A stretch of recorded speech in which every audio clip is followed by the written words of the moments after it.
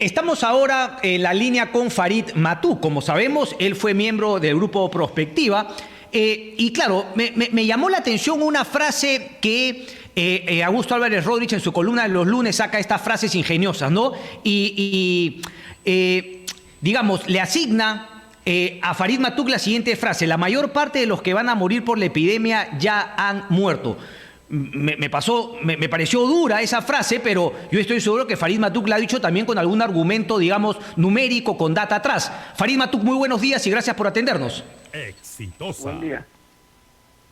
Farid, explícanos por favor esta frase: la mayor parte de los que van a morir por la epidemia ya han muerto. Bueno, como señalaban minutos antes, no tenemos vacuna y no tenemos medicina conocida. Entonces, lo que tenemos es una enfermedad como era sarampión, cuando yo nací, el año 55. Ahí morían 1 de 500 sí o sí. Ahora, provisionalmente, el número es 1 en 200 que mueren sí o sí. Entonces, tenemos un país de tantos millones, hay tales características por edad, y la mayor parte de los infectados que iban a morir ya han muerto.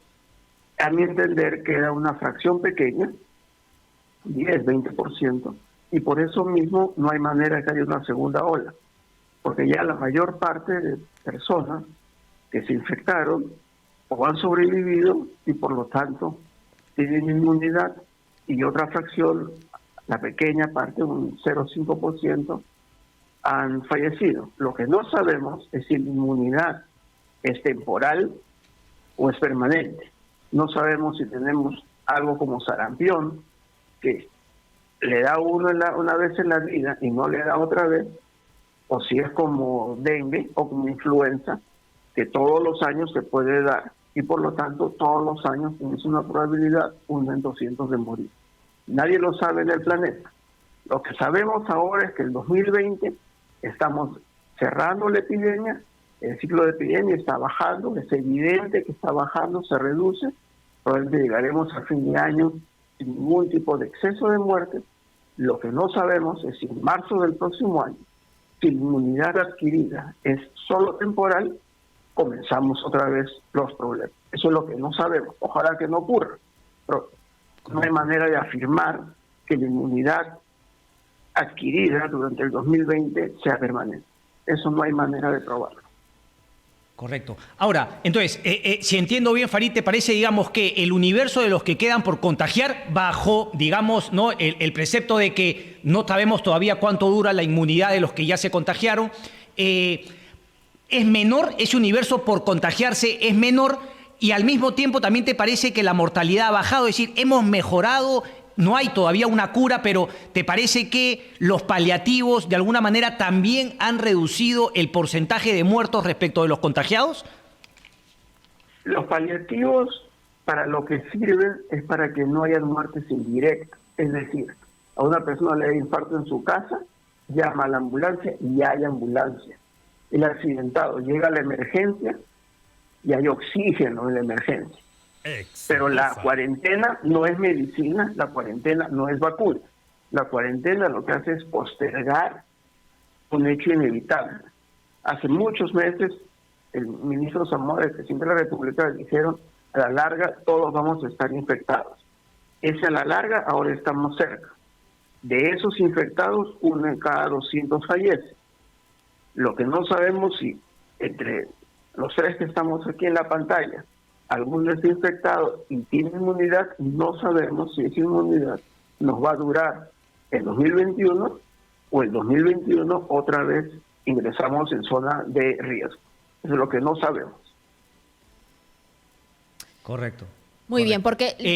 Dale, Fátima. No, es que una de las teorías, justamente porque me iba a insistir en el punto que has mencionado, Cristian, es que la segunda ola justamente es posible porque habrán otras personas ya con la reactivación, con la fase 4, que estaban quizá encerradas en casa y comiencen a viajar, a salir a los comercios o restaurantes que ahora tienen mayor posibilidad de aforo, y estos que nunca se infectaron y que no tienen ningún nivel de inmunidad o protección, puedan infectarse ahora como nuevos pacientes y ellos tengan la posibilidad de ser quienes sean los protagonistas de esta nueva ola. Y en todo caso, respondiendo a eso, ¿por qué nuestro país no?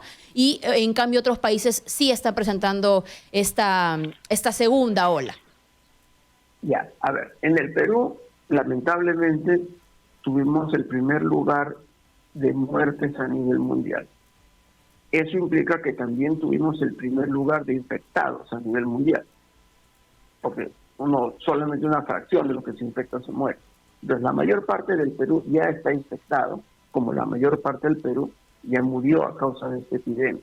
En los otros países donde está habiendo una segunda ola, la fracción de infectados no fue sustantiva, no fue mayor, no fue la mayoría. Entonces, lo que sí tenemos, volviendo a tu pregunta, una situación de riesgo es los gerentes de las empresas que están haciendo teletrabajo van a verse en problemas cuando regresen a sus centros de trabajo. Los obreros de esas mismas empresas ya no, porque ellos ya están en la calle, o fallecieron o se contagiaron. Los gerentes han estado aislados. Los docentes del sistema educativo, tanto básico como superior, cuando regresen a clase presencial, que ahora están trabajando en sus casas, enfrentan una situación de riesgo. Ese es otro bolsón. Entonces, tenemos dos bolsones, pero en términos de población son mínimos. Entonces, los gerentes son nada y los docentes son una fracción pequeña de los docentes que han estado aislados completamente en sus casas, trabajando desde sus casas. Exitosa. Entonces, lo que tenemos al presente es la mayor parte de los peruanos hemos pasado por la infección, 1 en 200 ha fallecido, estamos cerrando este ciclo de epidemia, las muertes están cediendo, probablemente así a fin de año a esta velocidad no hay exceso de muertes. Lo que no sabemos es que el próximo año, si esta inmunidad es solo temporal, el próximo año empezamos de cero otra vez. Y otra vez el problema de que si la molecular, la rápida y el etcétera. O sea, ese problema va a surgir. Tomando en consideración el número de fallecidos y el porcentaje que de los infectados constituye, ¿cuántos peruanos en realidad se habrían contagiado? A ver, lo que la evidencia muestra es de que por debajo de 25 años no hay exceso de muertes. El exceso de muertes comienza en personas de 25 años a más, alcanza su pico en los 70 años y de ahí comienza a descender. Entonces, uno pudiera tener en el límite que todo peruano debajo de 25 años esté infectado, pero por la naturaleza de la enfermedad no fallece. Eso es lo que se encuentra en los números. Debajo de 25 años no hay exceso de fallecimiento. Entonces, en los cálculos que he hecho, como mencionaba hace unos minutos, falta infectarse un 10-20% de los peruanos. Pero el problema básico no es que estén infectados, el problema básico es si es temporal o permanente. Porque si es temporal, si es como influenza, comenzamos otra vez los problemas del próximo año. Y eso no lo vamos a saber en Perú. Tenemos que estar mirando los países desarrollados hasta que la ciencia en esos países nos pueda decir, mire, este virus es de la familia que le crea inmunidad permanente de por vida, entonces el problema de Perú está resuelto.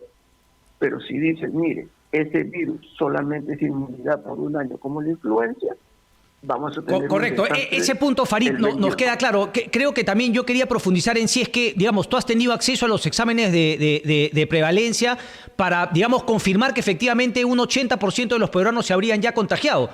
Hablaba con Rajiv Burjum hace algún tiempo y pues nos decía que ellos también estaban atentos a la publicación de esos exámenes para tener la seguridad de que efectivamente hemos llegado a ese gran porcentaje de peruanos ya contagiados. No, como un texto, él ha publicado un texto donde señalo que hay un estudio internacional de mortalidad por edades y he aplicado ese estudio internacional de mortalidad por edades a los datos de los fallecimientos en Perú.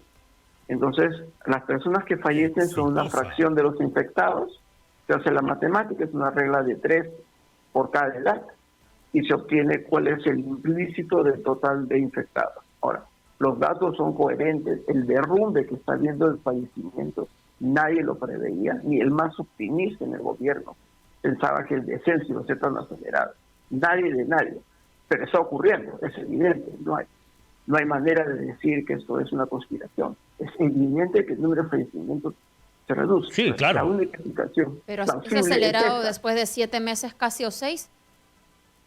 Claro, pero nadie lo preveyó. Usted mira los medios de comunicación hace una semana, nadie le decía, nadie, lo que estamos viendo hoy. Nadie. Farid, ¿qué porcentaje, has aplicado respecto del número de muertos, respecto de los contagiados, para luego saltar a que ese 80% de los 30 millones de peruanos ya se contagiaron? ¿0.5 siempre?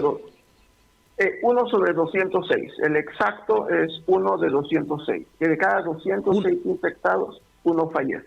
Ese es el número por los 5 decimales. Si quieres un redondeo, 0.5%. Correcto, 0.5% aproximadamente. Ok. ¿A qué crees que se debe esta caída que, como tú dices, ni los más optimistas preveían? ¿Qué crees que ha sucedido en esta caída de los contagiados y también del número de muertos? Bueno, creo que la precariedad del sistema de salud nacional hizo que las infecciones se propagasen como se propagaron la fase 2 y la fase 3 de la reactivación económica, que provocaron un rebrote, que creíamos que ya teníamos un pico en junio y tuvimos un segundo pico en agosto, produjo una acelerada tasa de infección. Entonces, lo que hemos tenido es de que los errores de la fase 2 y la fase 3 implicaron una tasa de infección que nadie preveía. Cuando se inició la fase 2 y la fase 3, se creía que el pico estaba en la primera semana de junio y de ahí bajamos largo. Yo lo creí en ese momento.